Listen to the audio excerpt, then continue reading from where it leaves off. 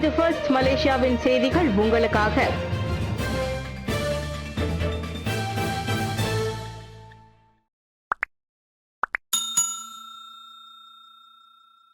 தேச நிந்தனை குற்றச்சாட்டை மறுத்து விசாரணை கோரினார் முஹிதீன். பெரிக்கத்தான் நேஷனல் கூட்டணியின் தலைவர் தானிஸ்ரீ முஹிதீன் யாசின் மீது குளந்தான் குவாமுசாங் செஷன்ஸ் நீதிமன்றத்தில் இன்று தேச நிந்தனை குற்றச்சாட்டு கொண்டுவரப்பட்டது. நெங்கிரி சட்டமன்ற இடைத்தேர்தல் பிரச்சாரத்தின் போது ஆகஸ்ட் 14ஆம் தேதி நிந்தனைக்குரிய கருத்தை வெளியிட்டதாக அவர் மீது குற்றம் சாட்டப்பட்டது. எனினும் அந்த முன்னாள் பிரதமர் அக்குற்றச்சாட்டை மறுத்து விசாரணை கோரினார்.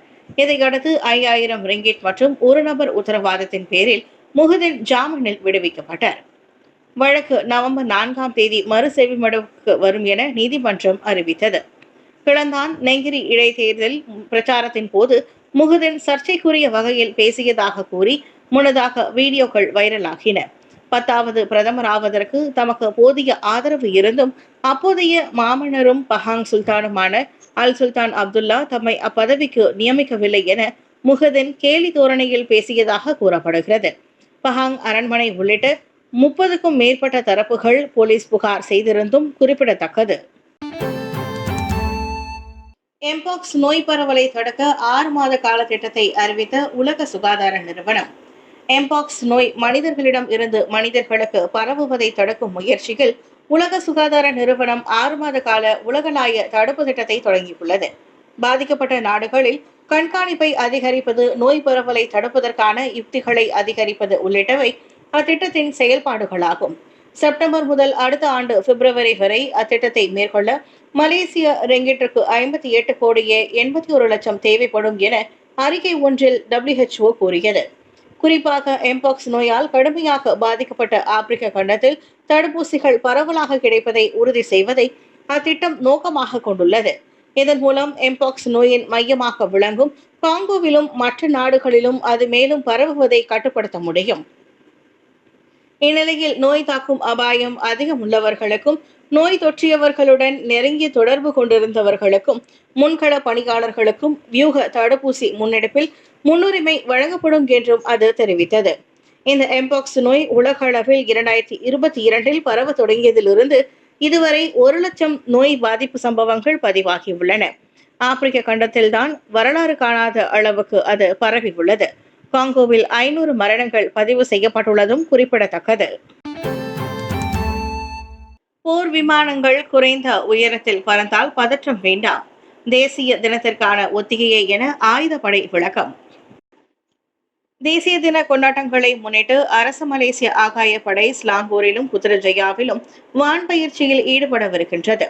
இன்று தொடங்கும் அப்பயிற்சிகளில் போர் விமானங்கள், சரக்கு விமானங்கள் மற்றும் ஹெலிகாப்டர்கள் குறைந்த உயரத்தில் பறந்து பயிற்சியில் ஈடுபடும். ஆகஸ்ட் 31ஆம் தேதி தேசிய தின கொண்டாட்ட நிகழ்வின் போது வான் சாகசங்களை புரிய ஆயுதப்படைக்கு பொறுப்பு வழங்கப்பட்டுள்ளதால் அதற்கு ஒத்திகையாக அப்பயிற்சிகள் மேற்கொள்ளப்படும். எனவே வானில் போர் விமானங்கள், குறிப்பாக மலேசிய ஆயுதப்படையின் விமானங்கள் சற்று தாழ்வாக பறப்பதை கண்டால் பதற்றமடைய வேண்டாம் என பொதுமக்கள் கேட்டுக் கொள்ளப்படுகின்றனர். பூர்வகுடி சிறுமி படுகொலை, 17 வயது உறவுக்கார பையன் மீது குற்றச்சாட்டு. பேராக் சுங்கைசிப்போட்டில் மாற்றுத்திறனாளியான 10 வயது பூர்வகுடி சிறுமியை படுகொலை செய்த குற்றச்சாட்டின் பேரில் இரத்த உறவான 17 வயது பையன் இன்று நீதிமன்றத்தில் நிறுத்தப்பட்டார். சுங்கைசிப்போட் மேஜிஸ்ட்ரேட் நீதிமன்றத்தில் குற்றச்சாட்டு சுமத்தப்பட்டது. எனினும் கொலை குற்றம் உயர்நீதிமன்ற அதிகாரத்தின் கீழ் வருவதால் அவனிடம் வாக்குமூலம் எதுவும் பதிவு செய்யப்படவில்லை. குற்றம் நிரூபிக்கப்பட்டால் 30 முதல் 40 ஆண்டுகள் சிறை தண்டனையும் குறைந்தது 12 பிரம்படிகளும் விதிக்கப்படலாம். ஆகஸ்ட் 16ஆம் தேதி பிற்பகல் 2:30 மணிக்கு மாலை 5 மணி வரைக்கும் இடைப்பட்ட காலத்தில் பாஸ் குவாலாமு கம்புங் பெர்சா பூர்வகுடி கிராமத்தில் அக்குற்றத்தை புரிந்ததாக அவன் குற்றம் சாட்டப்பட்டான். 4ஆம் ஆண்டு மாணவியான நுரைனா ஹுமைரா ரோஸ்லி காணாமல் போன 24 மணி நேரங்களுக்கு பிறகு சதுப்பு நிலம் ஒன்றில் இறந்து கிடந்தார்.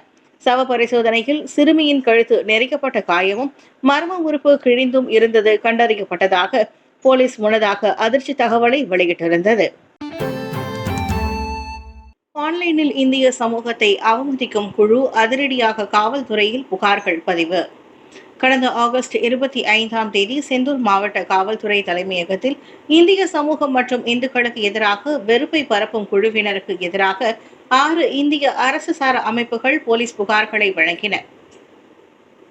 கடந்த வாரம் சமூக ஊடக தளமான டிக்டாக்கில் தொடர்ச்சியான நேரடி அமர்வுகளில் மலேசியாவில் தங்களை இந்தியர்கள் என்று குறிப்பிடும் தமிழர்கள் விபச்சாரிகளாக இருந்த தாய்மார்களுக்கு பிறந்தவர்கள் என்று கூறி இந்தியர்கள் பயனற்றவர்கள், வீரற்றவர்கள், தைரியம் இல்லாதவர்கள், விபச்சாரிகளாகவே இருந்தால் நல்லது என்ற கலந்துரையாடல் தொடர்பாக இந்த புகார்கள் எழுந்துள்ளன. இந்திய சமூகத்தை களங்கப்படுத்தும் குழுவை களைப்பதற்கான வழிகளை கண்டறிய மாய்கா இளைஞர்கள் அதன் வழக்கறிஞர்களுடன் இந்த விவகாரத்தை பற்றி விவாதிக்கும் என கூட்டரசு பிரதேச மாய்கா இளைஞரணி தலைவர் எஸ். சிவசங்கர் கூறினார். அதே வேளையில் இக்குழுவில் இந்துக்கள் மற்றும் இந்தியர்களின் மதத்தையும் தாய்மார்களையும் அவர்களது சந்ததியினரையும் இழிவுபடுத்தும் தவறான சொற்களை பயன்படுத்தினர். எல்லை மீறிய செயலை செய்த அவர்கள் மீது கடும் நடவடிக்கை எடுக்க வேண்டும் என்று மலேசிய இந்து சங்கத்தின் துணை செயலாளர் எம். மகேந்திரனும் தெரிவித்தார். பஹாங் ஜெராம் தோட்ட தமிழ் பள்ளிக்கு 3 ஏக்கர் நிலத்தை 30 ஆண்டு குத்தகையில் வழங்க ஒப்புதல். பஹாங் குவாந்தானில் உள்ள ஜெராம் தோட்ட தமிழ் பள்ளிக்கான 3 ஏக்கர் நிலத்தை 30 வருட குத்தகைக்கு நீட்டிக்க மத்திய நில ஆணையர் ஒப்புதல் தெரிவித்துள்ளார். நில பிரச்சினை குறித்து விவாதிக்க மத்திய நில ஆணையர் டாக்டர் முகமது ஆசிம் தலைமையில் இயற்கை வள அமைச்சில் இன்று நடைபெற்ற இறுதி தொழில்முறை கூட்டத்தின் போது அதற்கு இணக்கம் காணப்பட்டது.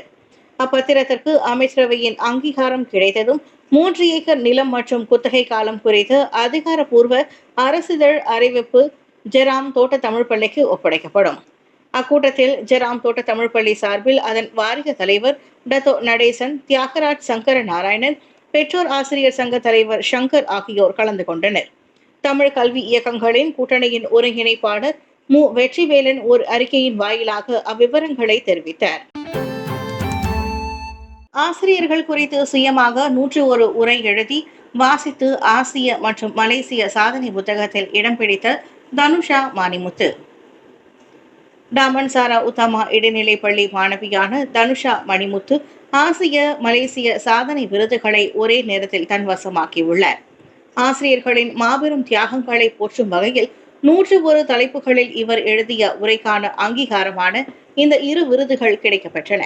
தனது வாழ்க்கையில் கடந்து வந்த ஆசிரியர்களின் தியாகங்களை போற்றும் வகையில் 101 உரைகளை சுயமாகவே எழுதி கடந்த மே 26ஆம் தேதி 2 மணி நேரம் 49 நிமிடங்கள் 54 வினாடிகளில் அவை அனைத்தும் வாசித்து இச்சாதனையை முறியடித்துள்ளதாக விவரிக்கிறார் தனுஷா. நண்பர்களுடன் ஏற்பட்ட கலந்துரையாடலில் உதித்த எண்ணமே தன்னை இந்த சாதனை படைக்க தூண்டியதாக அவர் கூறினார். இந்த சாதனைக்காக 6 மாதங்கள் 28 நாட்களை செலவழித்ததாகவும் நினைவு கூர்ந்தார். 16 வயது மாணவியான தனுஷா பள்ளி பாடங்களில் மட்டுமல்லாது இணை பாடமாக பல்வேறு திறன் கொண்டவராகவும் சமூக பொறுப்பு திட்டங்கள், நடனம், கவிதை, கதை கூறுதல், டென்னிஸ் உள்ளிட்ட பல்வேறு தனித்திறமைகளையும் கொண்டுள்ளார். இதற்கு முன்பும் தனது பள்ளியில் செயல்படும் பெண் சாரணர் சீருடை இயக்கமான பந்துபுத்ரியின் வழி விருதுகள் கிடைத்துள்ளதாக அவர் பகிர்ந்து கொண்டார். சீனாவில் விற்பனைக்கு வந்த புத்தம் புதிய மலேசிய டூரியன் பழங்கள். புத்தம் புதிய மலேசிய டூரியன் பழங்கள் சீனாவின் 6 மாநிலங்களில் தேர்ந்தெடுக்கப்பட்ட சில்லறை கடைகளில் விற்பனைக்கு வந்துள்ளன. நேற்று முதல் சீன சந்தைகளில் அவை கிடைப்பதாக அந்நாட்டுக்கான மலேசிய தூதர் டத்தோ நோர்மான் முகமது பெருமையுடன் தெரிவித்தார். புத்தம் புதிய டூரியன் பழங்களின் ஏற்றுமதிக்கு சீன சுங்கத்துறை ஜூன் மாத மத்தியில் அனுமதி வழங்கியது. சீனாவுக்கு ஏற்றுமதியான டூரியன்கள் உணவு தர கட்டுப்பாட்டு அம்சங்களை கடுமையாக பின்பற்றி இருப்பது உறுதி செய்யப்பட்டுள்ளது என்றார் அவர். மலேசியா இதற்கு முன்பு டூரியன்களை உறைந்த முழு பழங்களாகவும் விவசாய பொருள், உணவுப் பொருள் வடிவிலுமே சீனாவுக்கு ஏற்றுமதி செய்து வந்தது.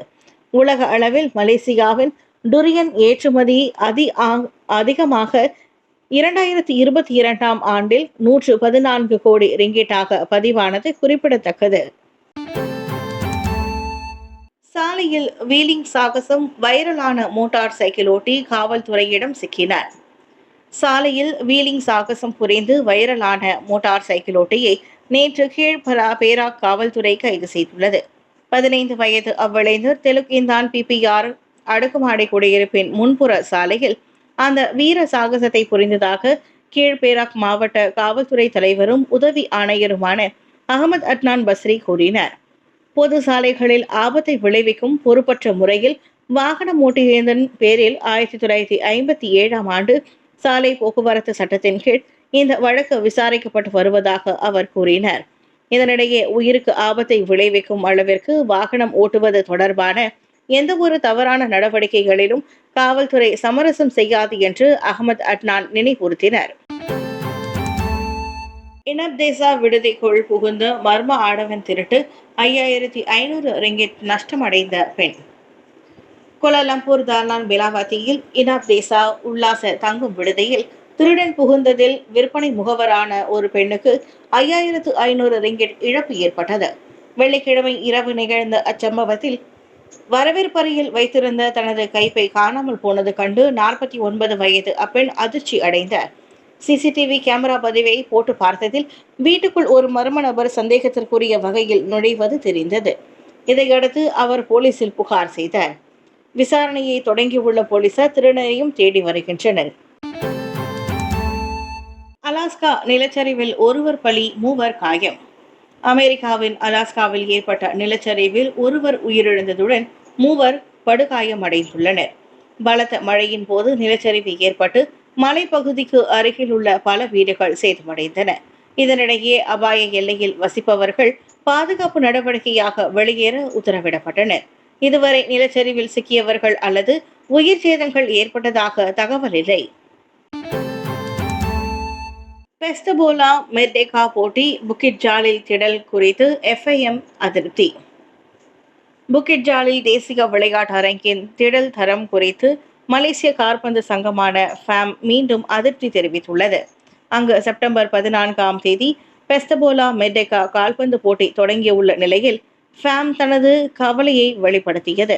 திடலின் பல பகுதிகள் நல்ல நிலையில் இல்லை.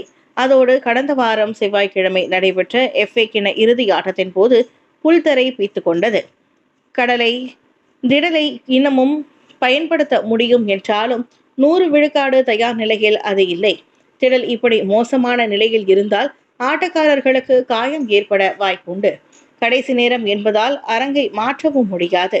எனவே போட்டி தொடங்குவதற்குள் அரங்கு திடல் அதற்கு முழுமையாக தயாராகி இருப்பதை அதன் நிர்வகிக்கும் பெரமதான் தேசியம் ஸ்டேடியம் மலேசியா உறுதி செய்ய வேண்டும் என FAM கேட்டுக்கொண்டுள்ளது.